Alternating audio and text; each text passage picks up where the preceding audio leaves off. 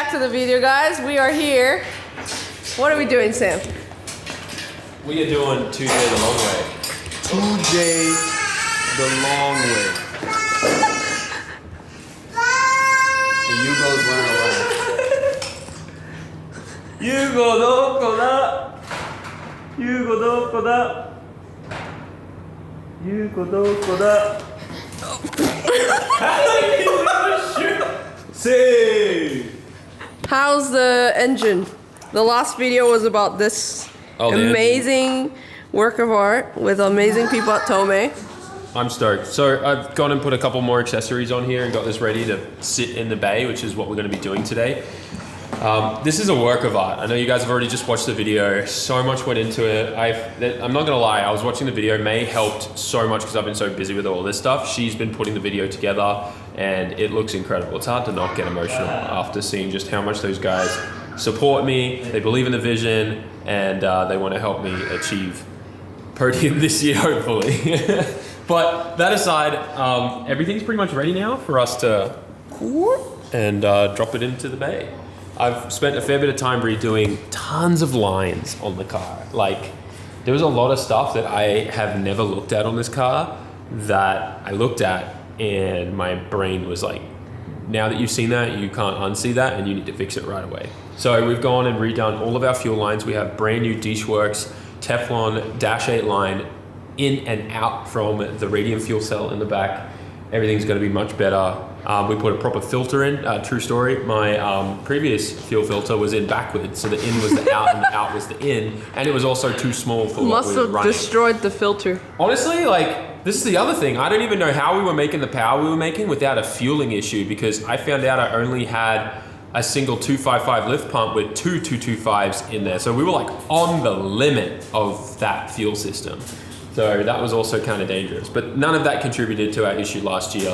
Unfortunately, we just pushed that motor way too hard. That aside though, it's time to put the new motor in.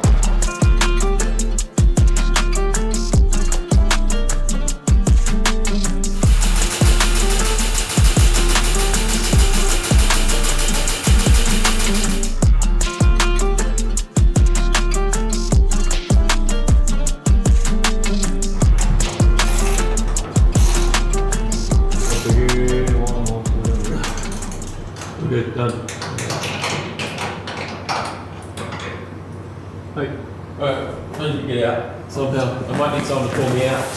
I'm putting stuff in here. What the fuck? Did you just trip over me? Get his ass. Get his ass. I was gonna pull you.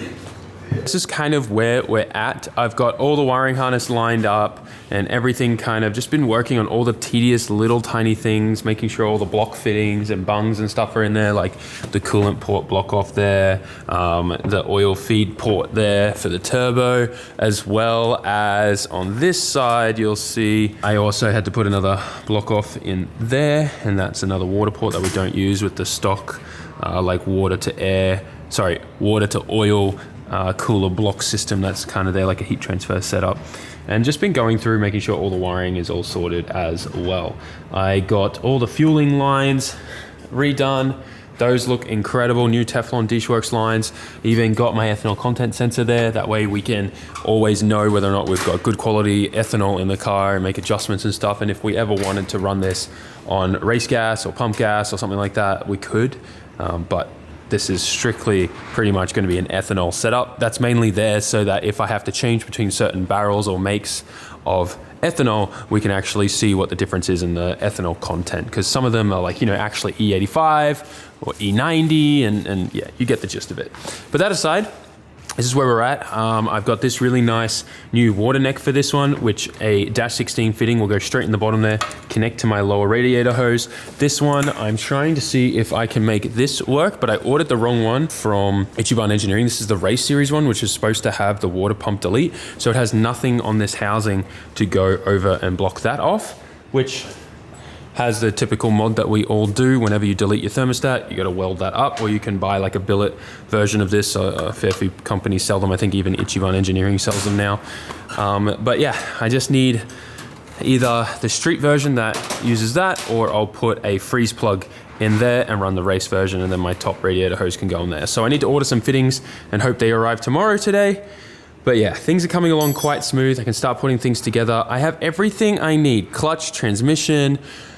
I'm just waiting for the Tilton slaves to arrive, which comes with all the correct piston lengths and stuff for us to mate our G-force up to the engine to make sure everything's sitting in the right place. But for now, I've just kind of got a block of wood under there, keeping everything level, and we can kind of keep working on it. But the engine is so much further back now. It's amazing. Same here, like it's a noticeable difference. It's like 2.5, maybe 3 centimeters further back. I'm really excited about just how much that's going to change the front end handling and make it feel better, because we've moved that massive weight center point further back, which is going to be awesome. And there's still tons of room here too, which is amazing. It's finally time to bolt on the Plasma Man intake manifold.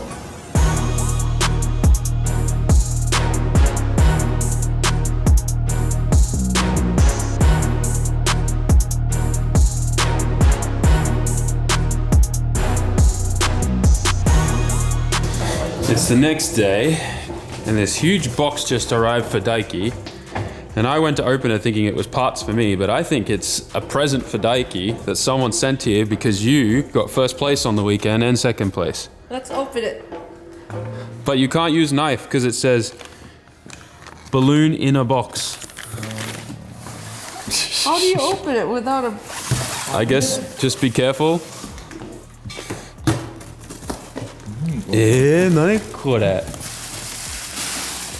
What is this? Are you having a baby boy? That's Daiki for a little boy. Wait. Here.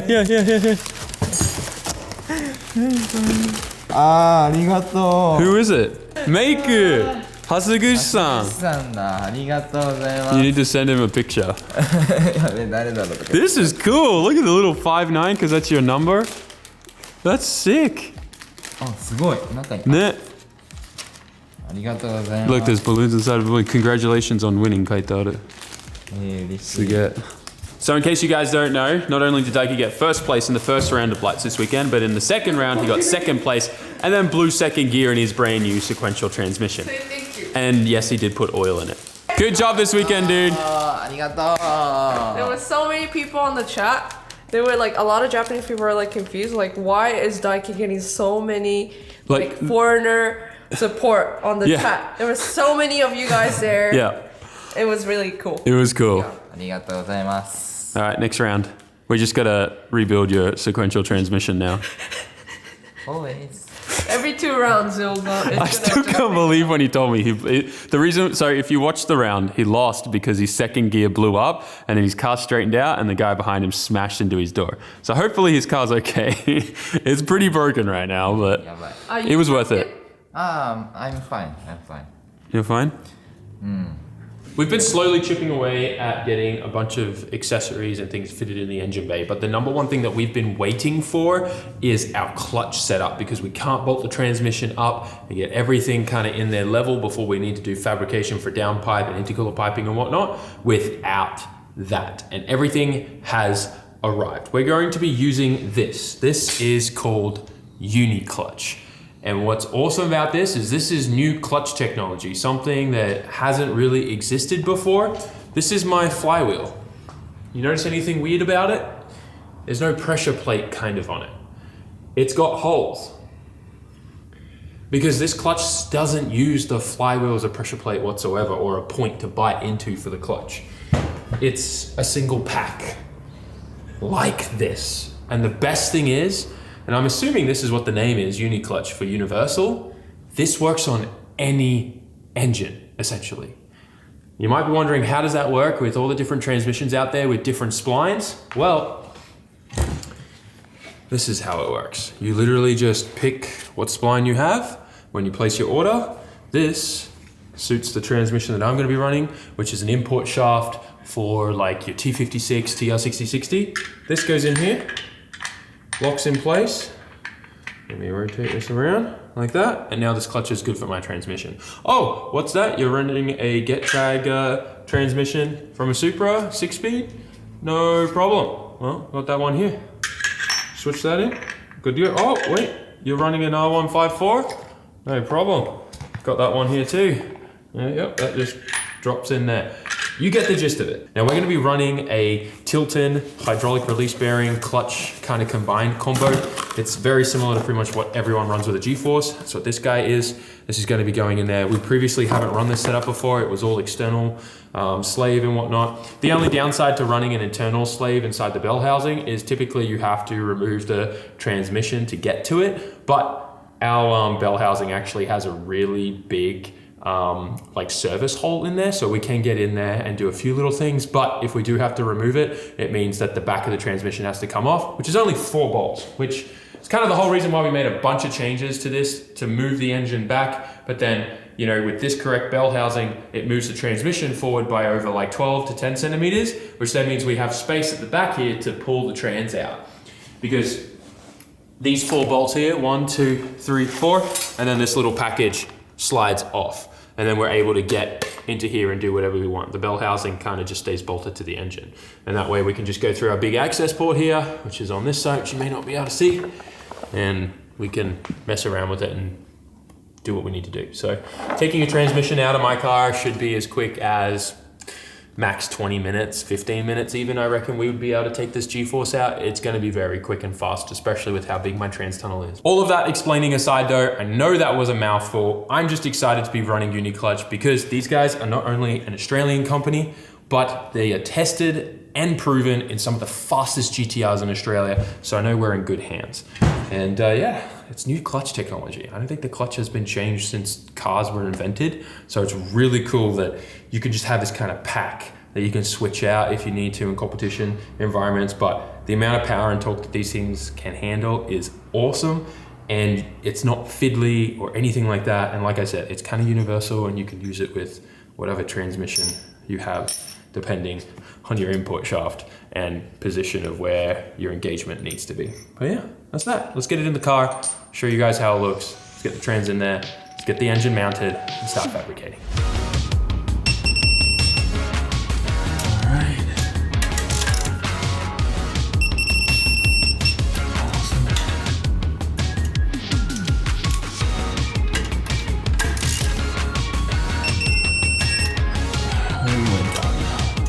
Clutch is super easy to install. One of the best things about these two is you can actually just use your OEM flywheel. While Uniclutch does currently make a couple models of their own flywheels to work with their clutches, which are just hollowed out, you can just use your OEM one. You could even paint it if you want, considering you're not even like having to use it as a pressure plate. But yeah, these things are pretty much universal and can go on any application. We've got our brand new tilt-in slave installed in our RTS QuickTime housing. Pretty excited about this. This is an SFI housing too. It is made of solid steel. It's quite heavy, obviously a lot heavier than aluminum, but I know we'll be safe if anything goes wrong in here, which it shouldn't, but just in case, it's good to have that. It's not a regulation, it's just, yeah, peace of mind. Next thing is I'm just gonna make sure these new fittings are nice and tight. I got the buddies at Drift HQ because no one does LS stuff in Japan, so no one even knows really what a bleeder kit is for these. So I had the guys at Drift HQ whip one up for me. So we got one of these two. That'll go in there and provide us with a beautiful external bleeder. We don't want to have to deal with anything inside the car. Damn, this thing's long, but as long as it stops me having any issues, that's all I care about. All right.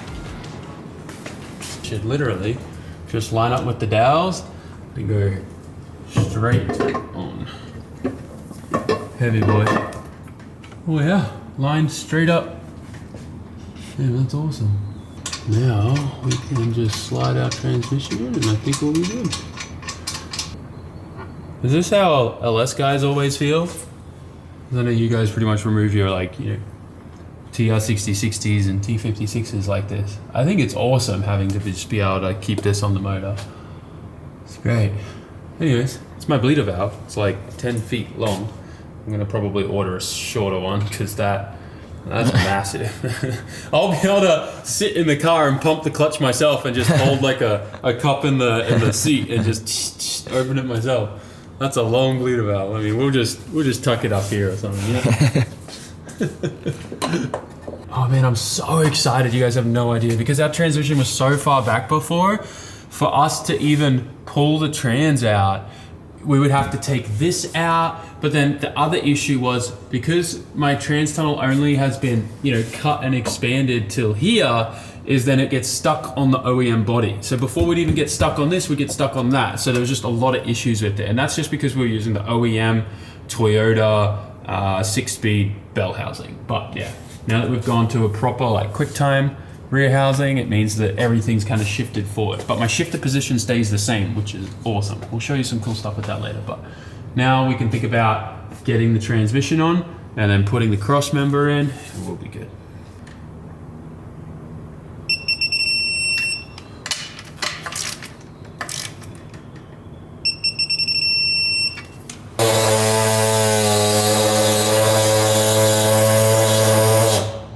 Oh, hi. Check out my new goggles. I got another piece of metal in my eye. I'll put it on the screen now so you can see, but I was wearing a face shield and safety glasses and a piece still got in my eye. So now I just switched to full-blown goggles.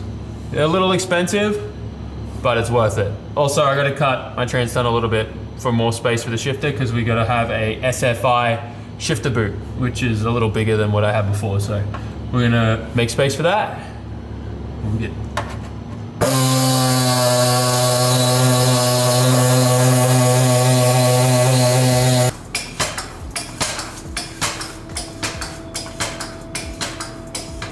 Push.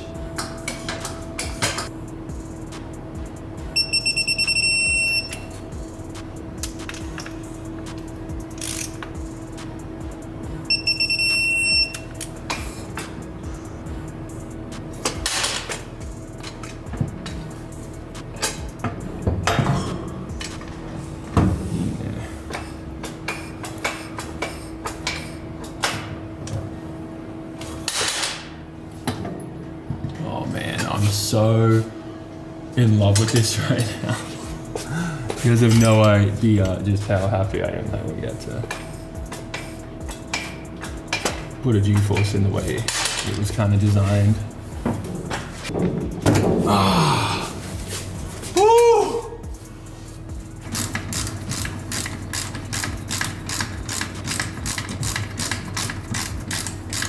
It's time to put our trans mount in, but what I'm really excited about are these fresh, brand new Nissan OEM transmission cross member mount bolts. I literally bought like, I don't know, 8 of them, just so I always have spares. But these are designed specifically for this. Look how big the flange is. Same with, engine mounts, right? Here, it's probably the easiest one to see. But like the big flange nuts are so good for just holding everything in place. I got tons of those brand new too as spares, just because I use them so much. Look at this. Brand new OEM. And I think they were only like $1.50 each. A little expensive, I guess, but for having genuine OEM ones that have the no thread section, so you can line everything up really, really good and not cross thread your cross member mount, worth it. Look at this fresh boy. Yeah. Might need a little lifty.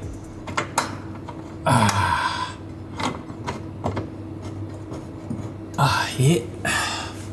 Good old noggin's good enough for that.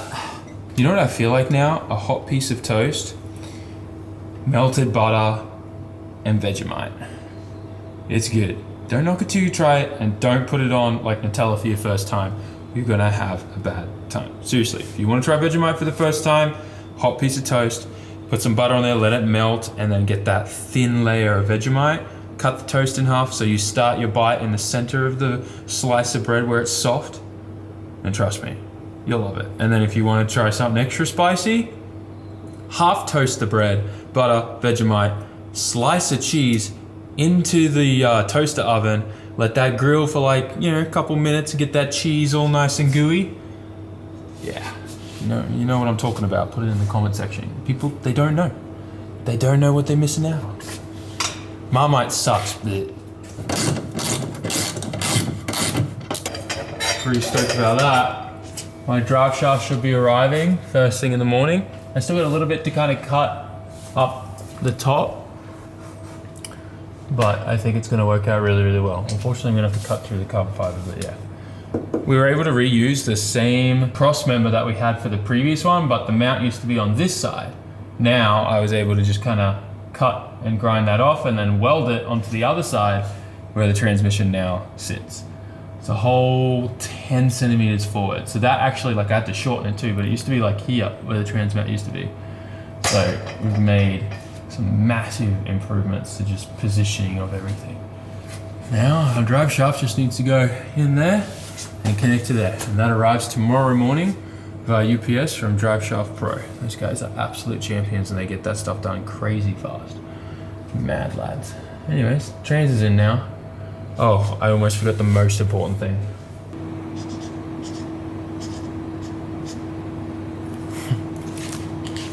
Every time, mark it. Don't be like me. I made the mistake once. I'll never make that mistake ever again. The next day. In vanilla. Okay, can you be okay? I cannot be.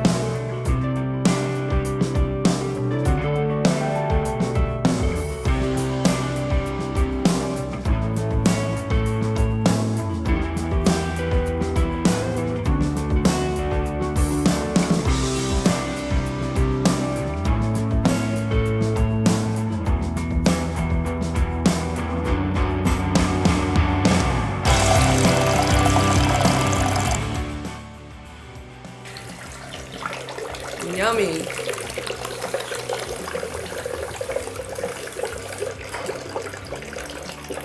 Komkai gets a bag of goon. This is how distilled water comes in Japan. This is when you have a long flight and forget to pee. Oh my gosh. Of you putting water in your car.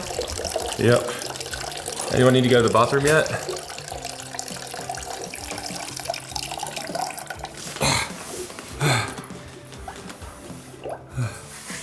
It's drinking. I just wish the nozzle was a little bigger. Why did you buy this? That's why the little ones are better. Yeah, well, I just needed a lot really fast. So I just bought the whole, what is it, 6 gallons, 20 liters? Yeah. Yeah. That's why it's heavy. This is my gym workout for today.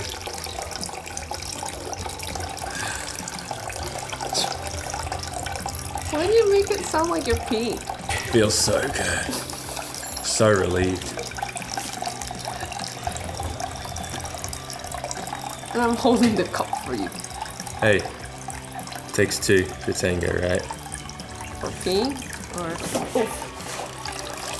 Don't do it so high! Why did you do that?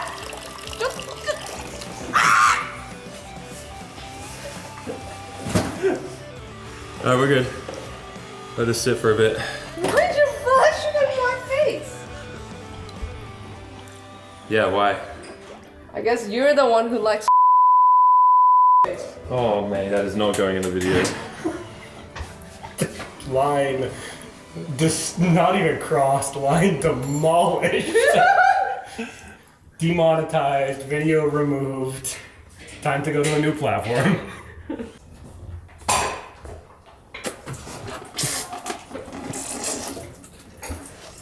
Get confirmed. Ah!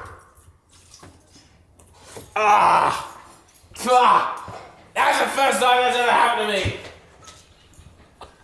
Oh!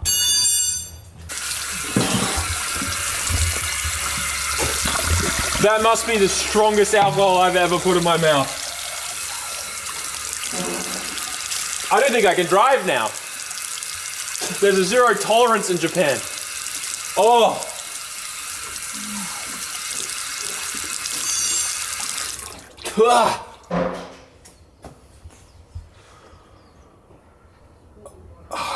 I could feel it like getting absorbed in my mouth, all the alcohol. Oh my.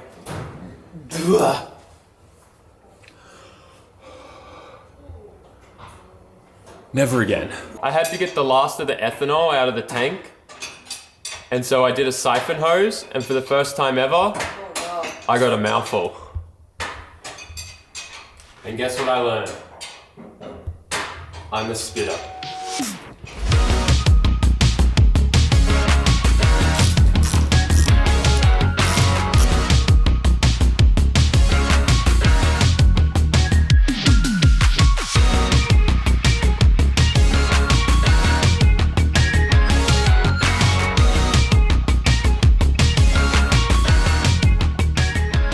We are so close to first start, but you're gonna have to tune in for the next video. But I wanna go over a few things on the car that I've made changes to and show you some of the things that I love that we've implemented. First of all, probably my favorite item is the dipstick that we're running.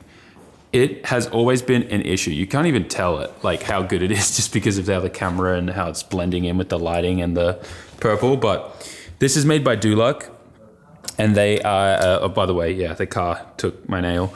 But this is a full custom, like you choose the length and everything that you need for your dipstick. And it uses this really nice Teflon line that goes straight down into the oil pan, and it's double O-ringed there, double O-ringed here, and it comes with this really nice clamp that goes on here that clamps and holds it down. So that's awesome. You can buy those. Duluck ships internationally.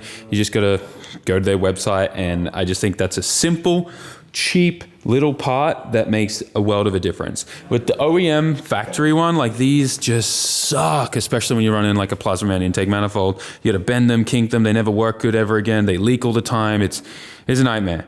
In the bin. It doesn't want to be thrown in the bin yet, but I'm definitely putting it in there.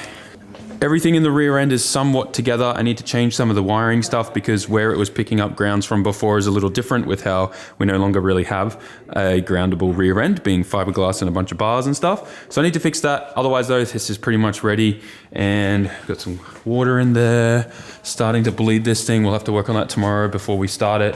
But otherwise, we're kind of done. Fill this thing up with oil and put the coils in and stuff, and we can start cranking this thing in the morning and plug in the rest of the wiring harness. As for under the car, you might be able to see, but we have a fresh drive shaft in here now. Trans is fully fixed in. Everything is ready to go. We just got to put oil in the trans. We will not forget because of that, but I'm really proud to say that we're working with Driveshaft Pro this season. Not only do we have this big beefy boy from them, but a second one as a backup just in case anything goes wrong.